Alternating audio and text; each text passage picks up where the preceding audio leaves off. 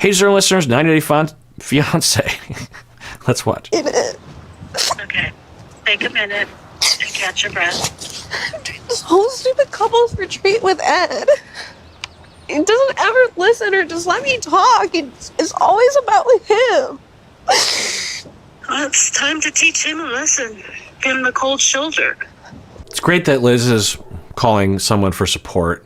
And if I were a little birdie on the mother's shoulder, I would say, just empathize. Don't try to solve the problem. And certainly don't say that. The solution is give him the cold shoulder. That'll fix things. What? So just listen. Yeah, it's hard. What's going on? Wow, that sounds frustrating. Ouch, that hurts. Wow, that doesn't sound okay. What he did or what Angela did. You know, just listen. That's the best solution you can provide. Bill, he immediately shuts me down. He never lets me speak. He thinks he's God's gift to the world, and he's really not. He's supposed to be making changes. He's supposed to be a better version of himself for me. If he's going to continue to act this way... Yeah, so Piers, I mean, who knows what she's basing that on? Are they still in therapy together? I don't know. But Liz is saying he's supposed to be a better version, so she was hopeful that at this retreat he'd be a better version. And yeah, I get that, but that isn't likely to happen, particularly given his issues. It's not something that just goes away with context or with willpower. That's often the way it's framed. She could go to him and say, just be on your best behavior, just really try. And there are times, but there's all these roads I want to go down. I'll just say this, that when it comes to characterological disorders, they are so entrenched and so pervasive that, yes, someone might...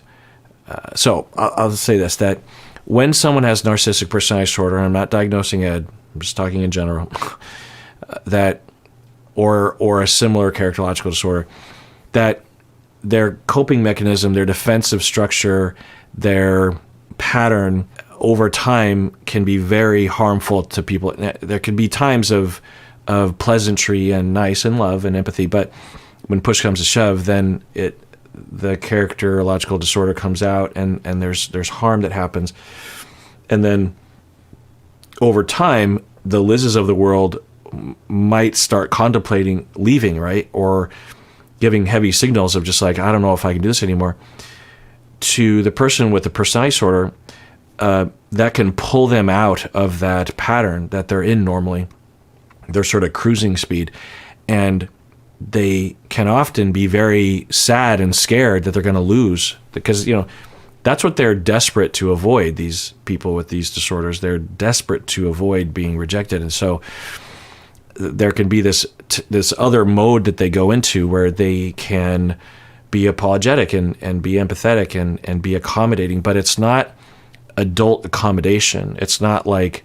So for these people with the characterological disorders, they're in the cruising speed and they're unaware of what is going on for them, and they're harming, and either slowly over time or with big behavior. Then the other person says, I'm done, and then the person will go into another mode that's very different from the first mode, and they're very nice and very accommodating, and they might cry a lot, and they're very desperate and accommodating and apologetic. And that mode is a lot better, obviously, right? You're just like, whoa, this is nice. But it's still not really the full them, because it's not manipulative usually. It is real. It's just another side of them. But that side of them is temporary, because as soon as they gain attachment security again, because you come back or they find someone else, then they just go back to that cruising speed. So you have these two modes. The trick is you want all of that and more to be within them all the time, so that when they're getting triggered, they also have empathy and they're apologetic, and they also can speak to, because the other thing that'll happen when they go into this other mode where they're apologetic and nice is they will have no complaints about anybody. We haven't seen Ed do this. We've seen him do it like temporarily, but like I'm trying to think with Rose, if he did this, We saw that mode that he went into in the hotel room when Rose just disappeared and he was crying. I think that was potentially Ed's mode, that very nice, apologetic, vulnerable mode, that other mode I'm talking about potentially. And so in that mode, so either you're the problem or they're the problem. Either you're 100% to blame for everything, or in this other mode that is usually briefer, in this mode, this like apologetic, nice mode, they will believe they are the problem. And so because of the way they were treated, there always has to be someone that is shameful and to blame. And they think it's them, but they avoid it by that cruising speed of saying it's you. So there's no good mode. Both modes are dysfunctional, obviously, because it's not functional to say it's always your fault. It's not functional to say it's always my fault, right? It's like it's sometimes my fault, sometimes your fault, and that's okay. And let's admit it, let's talk about it, let's work on it. And you could see how dysfunctional that would be, right? Because to go into a nice mode where you're being accommodating, you also have to believe that you're total dog crap.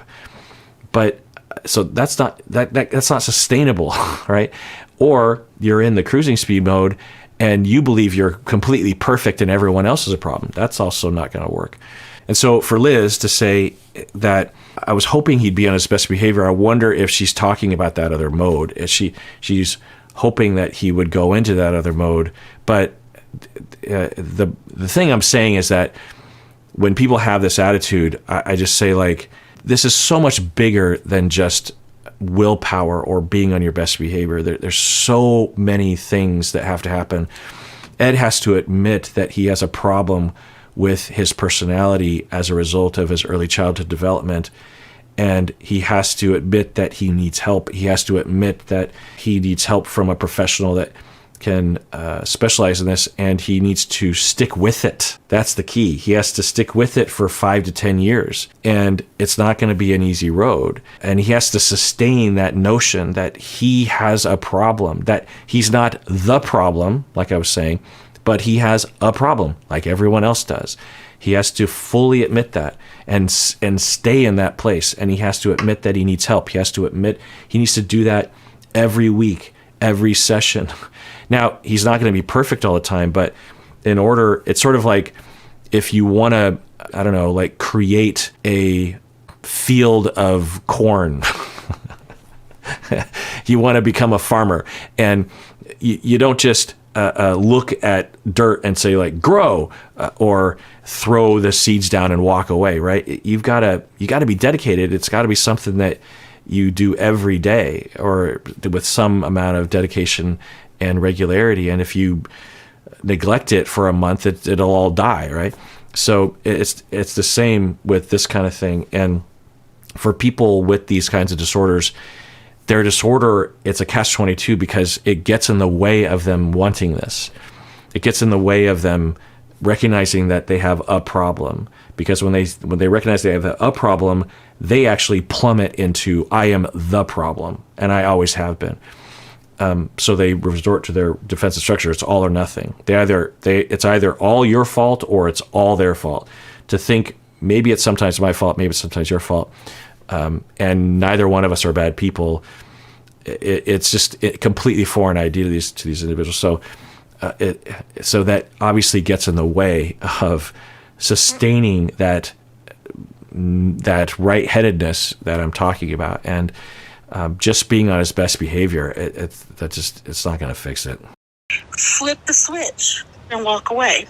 He doesn't like it, then he needs to step up and be a man instead of a douche. Yeah, that's very different from my perspective. It's a common perspective that we'll hear on this show of stepping up and being a man. That's not it. It's not about being of any gender. It's about, in my estimation, in my opinion, it's about what I was talking about before. But, these are pretty complicated things that aren't taught to people, so I don't expect anyone to know these things. You never let anyone else talk. I have nothing against Angela, but I didn't deserve how she treated me. You're all. But Kelly came at me. I'm not done talking. Kelly came at me. I'm not done. Okay. Go ahead. I'm listening.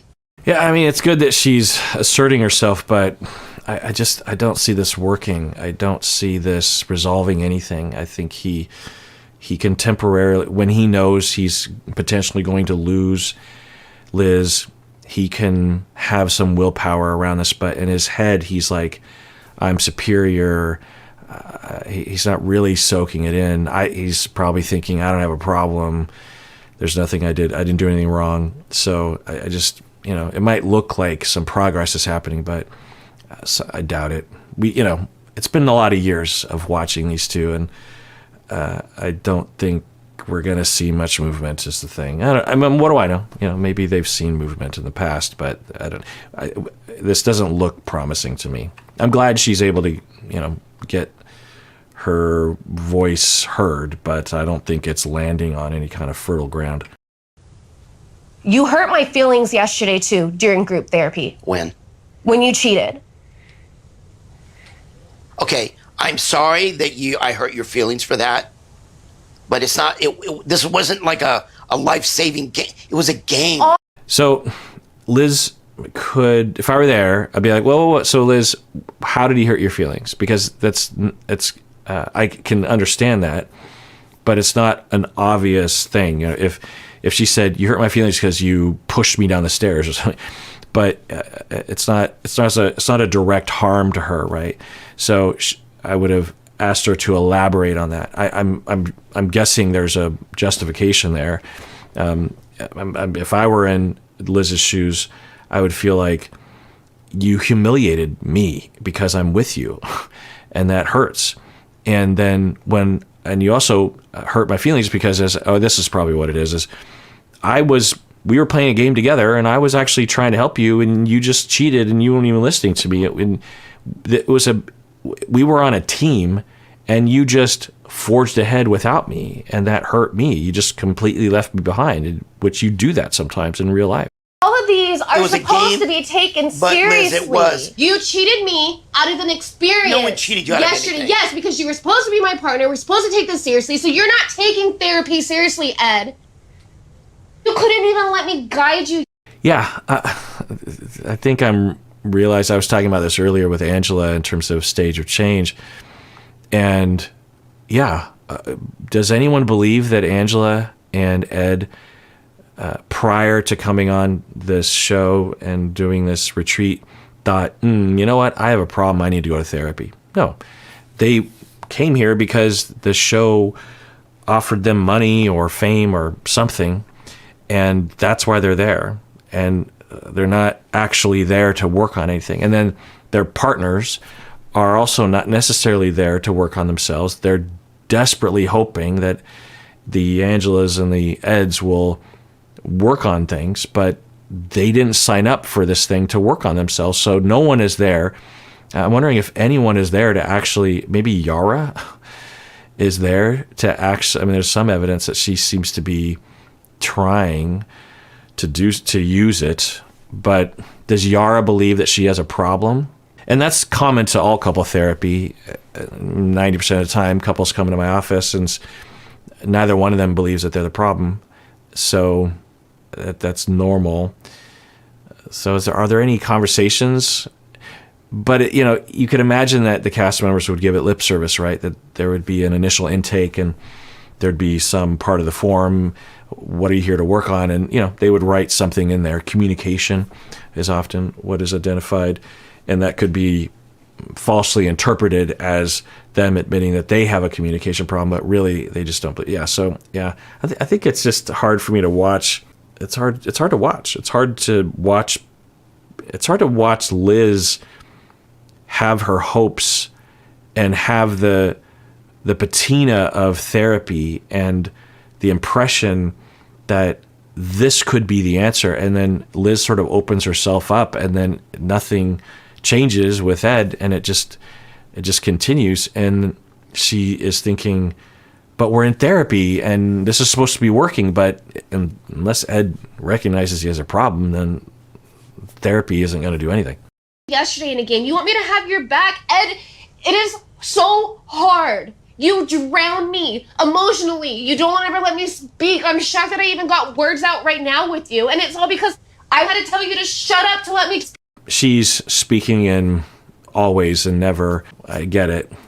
And he's starting to have this face, which we've seen before. And I don't know what it means. It looks like, if I didn't know Ed, I would say that looks like sorrow and compassion. But who knows what that face is? That face could be a put on. It could also be that mode that he might go into where he's like, oh crap, I'm starting to lose her. I better switch my defensive strategy, an unconscious switch of some sort of like, I need to temporarily go into this other mode so that I don't lose her. I can't be my normal cruising speed of defensiveness and saying that she's a child. I have to put on the charm or something. I don't know. It could be legit compassion as well, but we've seen this face before, so I don't know. It's just, I feel like it's doomed. I feel like this is doomed. In fact, if I really thought about it, I wouldn't be surprised if somehow the edit or the cast members or the therapists or the show engineer it so by the time they're at the end of this series of episodes, that they all have some statement to say that they've improved somehow. Angela, Ed, others will say, you know what, I learned a lot. I learned that I have this problem, and it'll look like therapy works and that things have changed, but I wouldn't be surprised even if that happened if no change actually happened. Because with Ed and Angela, there have been so many, Ed's been in therapy for a long time. So it's not like this experience is that drastic. But with Kelly and with Molly, I think I heard her name was Molly, I could see that. I could see this being an improvement for them. I think there's some flexibility there. With Giovanni and Yara, I could see that for them as well. But for Ed and Angela, they need so much more. And maybe they're on that path, but I'm not going to get my hopes up. Speak. I'm sorry. There it is. I'm sorry. There's that face. Is he actually sorry? In the past, I would have seen that look on his face, heard those words, and I would have said, oh, okay. But we've heard that before. There's either a but coming, or soon after this, he will have to establish superiority over her and will punish her somehow. Maybe not today, but eventually. So it just goes round and round is the thing. I'm not saying that he's like a psychopath. I don't believe he's a psychopath. There's no evidence that he has antisocial. But so I'm not saying it's some Machiavellian plan. What am I saying? I'm saying that they appear to be in a pattern where eventually Liz will really come out strong and really try to assert herself, and he will detect that if he pushes back, it'll just make it worse and he will lose her. He goes into a mode where, let's just say there's even some compassion there and some actual admission of his problem-ish, or that he did something wrong, kind of. But then it very quickly just slips back into everything else and nothing ever changes and the pattern never changes. I'm sorry I hurt your feelings. That wasn't my intention. And I didn't listen to you. And I don't listen to you. I'm realizing that. I got a lot out of that exercise. Like 2 minutes earlier, you were on the opposite side of that coin. And now all of a sudden you see the light that was always within you. How come you didn't say that earlier? Now, I don't know. Maybe I'm not giving him the benefit of the doubt. Well, I know I'm not, but I don't know. It just, at the very least, even if this is genuine, I don't have a lot of hope that this is somehow this huge turnaround for him and everything's going to be fine. That you and I have trust issues, and we don't communicate. And there's also a sort of, I don't know if you ever watch football, American football, but after the game, they always shove a microphone in front of players or coaches as they're getting off the field. And it's well known that there are certain phrases that players and coaches will say. The game by number one, I just want to thank the rest of my team, and you got to take it one step at a time. There's these phrases that they say. And it's expected because in that context, you're all jazzed up and you don't really have a well-articulated speech ready to go. And so there's only so much you can say as a coach. It's like, well, what do I say? We lost, and I'm disappointed in the team. But we'll learn from our mistakes. There's not much to say. So the things that he says, and he's in this mode, it's along these lines. And we've heard other people on the show do it as well. There's these phrases that just get repeated, and they lose their meaning in the context of no change, is the point. Now we have something to work on. I'm not going to do it if you're not going to take it seriously. And I think Liz knows that she's heard this before. And so I think what she's saying with especially that phrase is, I will leave you if you don't actually take this more seriously. Will she actually leave him? Probably not, because they've broken up several times, and my impression is that she's always the one that's willing to get back with him. Well, they both are, but my impression is that he doesn't beg her to come back, that they just sort of get back together. I'm going to take it seriously. I did learn my lesson yesterday. I shouldn't have cheated. It just seems so empty because, okay, well, why did you just say 2 minutes ago the complete opposite? Like, what miracle happened in the past 2 minutes? If he said something like, well, if you elaborated, then I would have way more trust. And I'm guessing Liz would too. But unless there's something there, it's so devious, because the pattern is devious, because he's saying the right words, but we've seen it before, and then it just goes right back, to it. So is it real? It doesn't seem like it because of the things that have happened before, and I'm guessing that's where Liz is coming from. And I say devious because it would be so confusing, is if you don't know all the things that you would need to know to decipher everything that's happening, you'd just be like, well, what's wrong with me that I still don't feel okay and I want to leave? He just said he was wrong. He just admitted it. So why am I being a jerk? Maybe I'm being rigid. It'd be really confusing. Okay, well, that does it for that episode. Everyone, please take care of yourself because you deserve it. You really, really do.